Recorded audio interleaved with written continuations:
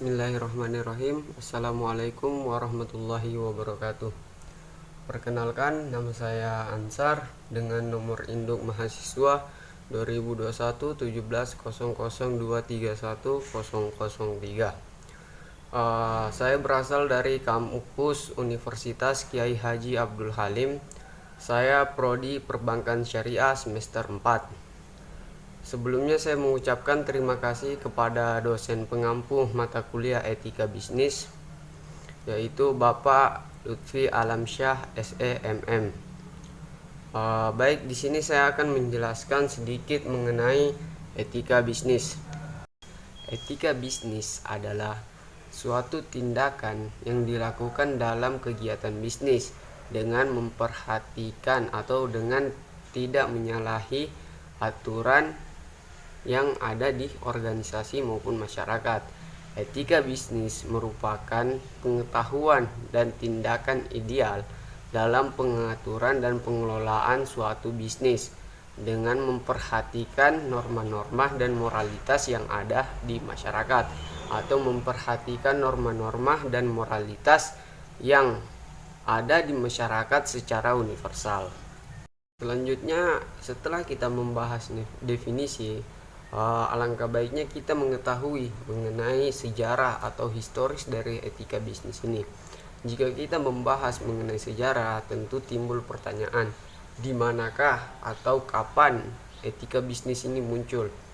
Baik, saya akan menjawab sesuai dengan kemampuan saya. Etika bisnis muncul pertama kali itu di Amerika Serikat pada tahun 1970-an dan berkembang ke belahan dunia lainnya. Dan etika bisnis ini pada saat berabad-abad tahun lamanya telah dibahas, dan sampai sekarang etika bisnis masih dibahas.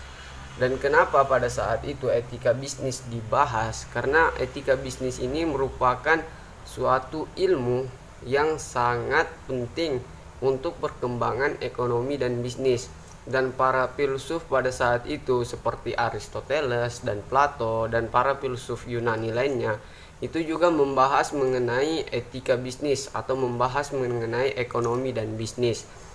Kenapa mereka membahas itu? Alasannya karena mereka memiliki pandangan bahwasanya etika atau ekonomi dan bisnis ini merupakan suatu hal yang bisa dikembangkan untuk zaman modern tersebut.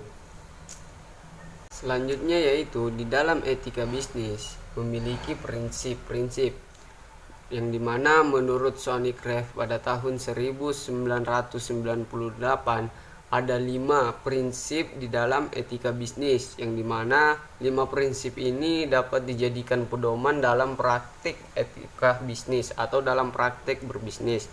Yang pertama yaitu kejujuran, yang kedua prinsip otonomi, yang ketiga prinsip saling menguntungkan, yang keempat yaitu prinsip keadilan, dan yang kelima yaitu prinsip integritas moral.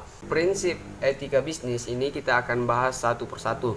Yang pertama yaitu prinsip kejujuran, yang dimana prinsip kejujuran ini yaitu menceritakan atau memberitahu situasi dan fakta dari bisnis kita tersebut. Yang kedua yaitu prinsip otonomi, yang dimana prinsip otonomi ini yaitu prinsip yang menunjukkan kemandirian, kebebasan, dan tanggung jawab, yang dimana pembisnis tersebut memiliki kemandirian dan kebebasan dalam mengambil suatu keputusan. Yang selanjutnya yaitu prinsip saling menguntungkan. Prinsip saling menguntungkan ini adalah prinsip yang paling penting, yang dimana tidak merugikan antara satu pihak dan pihak lain, atau tidak merugikan penjual dan pembeli. Yang selanjutnya yaitu prinsip keadilan, yang dimana prinsip keadilan ini yaitu tidak membedakan antara pelanggan yang satu ataupun pembeli yang satu dan pembeli yang lainnya.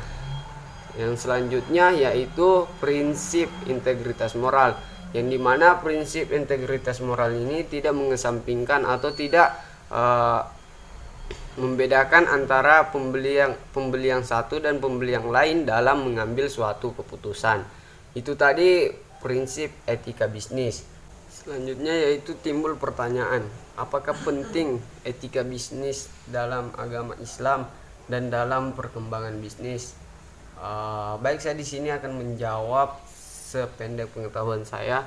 Menurut saya, etika bisnis itu penting untuk umat beragama.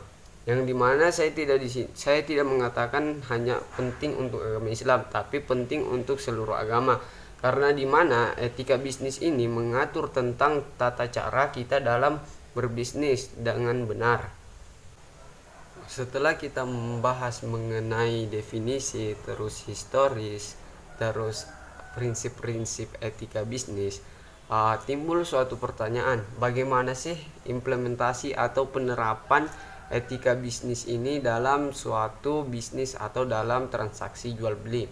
Nah, baik, saya akan menjelaskan mengenai implementasi dari etika bisnis ini dalam transaksi jual beli, yang dimana saya akan menjelaskan etika bisnis yang salah, terus akan saya jelaskan kembali mengenai etika bisnis yang benar.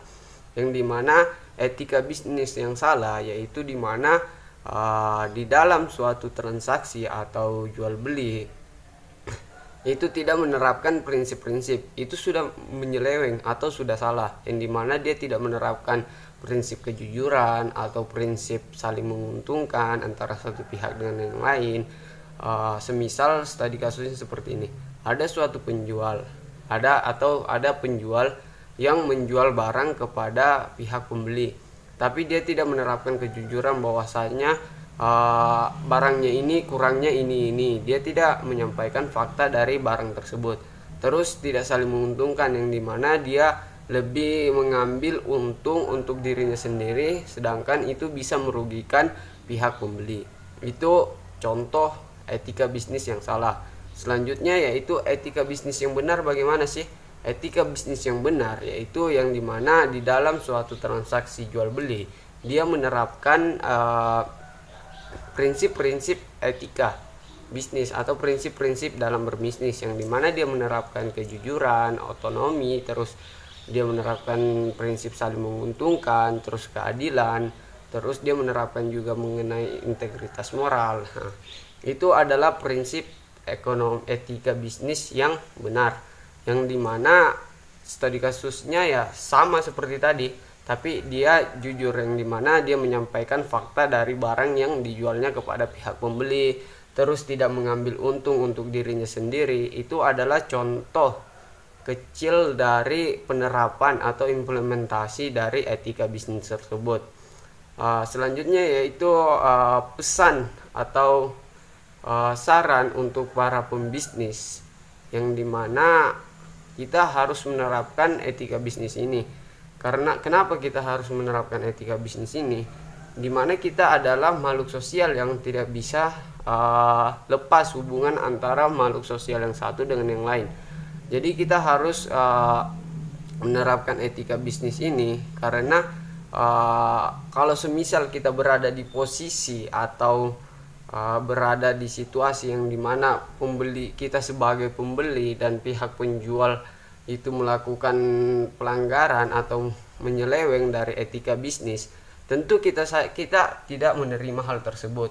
Sama halnya para pembeli lainnya. Jadi kita selaku pembisnis ataupun selaku penjual, kita harus menerapkan etika bisnis tersebut. Mungkin cukup sekian yang dapat saya sampaikan, lebih dan kurangnya saya mohon maaf. Allahumma muwaffiq ila aqwamit thoriq. Wassalamualaikum warahmatullahi wabarakatuh.